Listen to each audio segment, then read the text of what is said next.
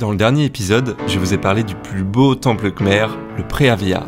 J'ai ensuite continué ma route en pleine campagne pour me retrouver en plein milieu d'un mariage traditionnel. J'ai eu la chance de participer à la préparation de la soirée et de rencontrer des gens vraiment très chaleureux. Dans ce nouvel épisode, je vais vous présenter le symbole du Cambodge, Angkor Wat. Mais ça manque un peu d'aventure alors. Le mieux en fait, c'est peut-être que je vous emmène dans le plus grand lac d'Asie et aller découvrir un village de pêcheurs. Et là c'est sûr que des pêcheurs, on va en rencontrer plein.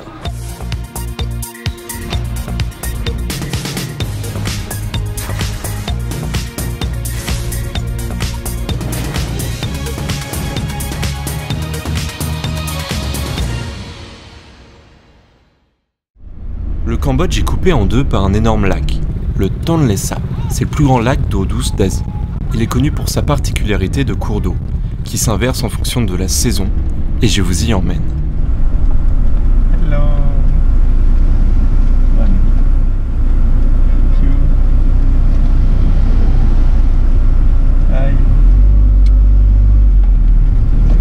Alors qu'est-ce que c'est que ça?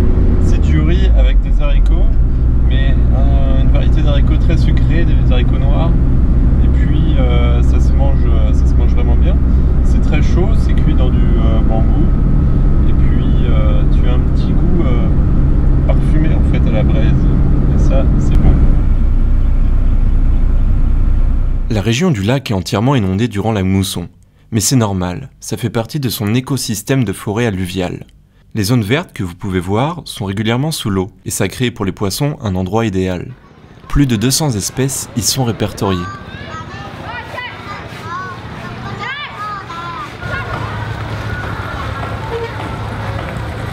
Mais alors, comment vivent les gens dans un environnement si particulier?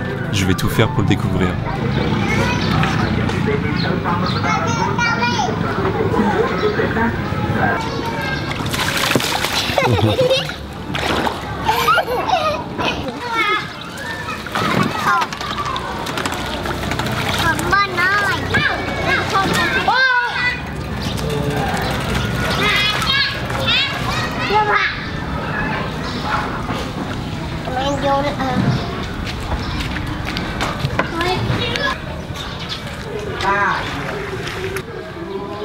Les maisons sur pilotis évoluent au rythme des saisons.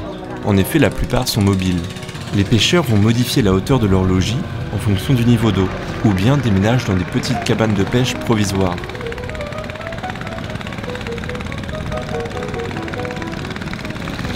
L'ambiance ici m'émerveille. Entre les couleurs des maisons, du brouhaha des barques qui quittent le village, ainsi que les enfants qui rejoignent les écoles sur des radeaux à peine flottants. Bienvenue à Kampong Klem.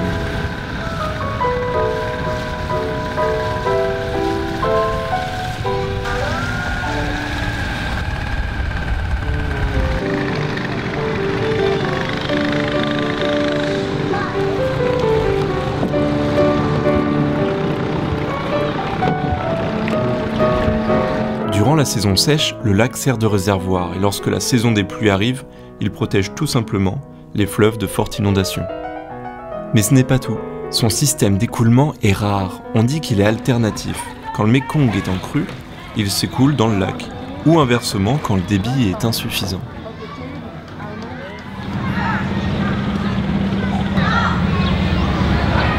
Hello.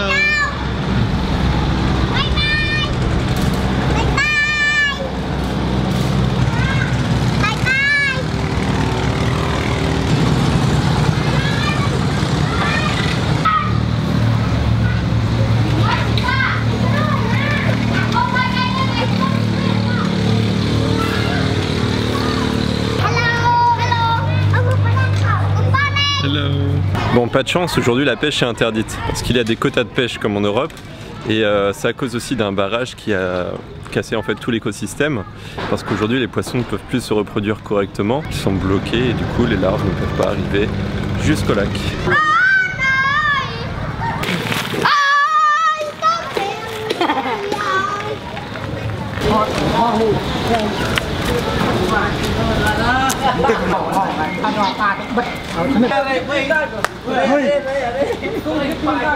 Aujourd'hui, le petit blanc est quand même pêché.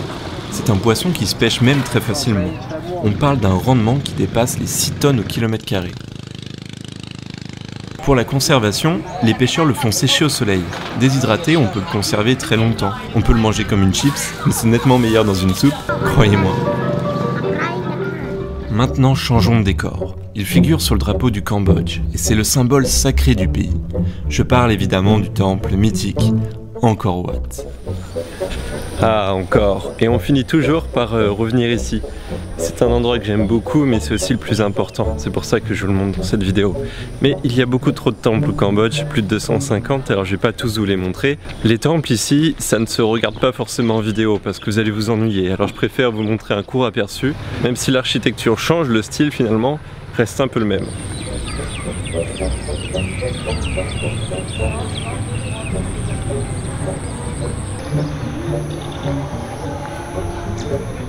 Si vous suivez mes stories Instagram, sachez que je déteste parfois les réactions effrayantes des singes. Mais les macaques sont des mammifères étonnants, que j'aime observer quand d'autres touristes sont aussi dans les parages.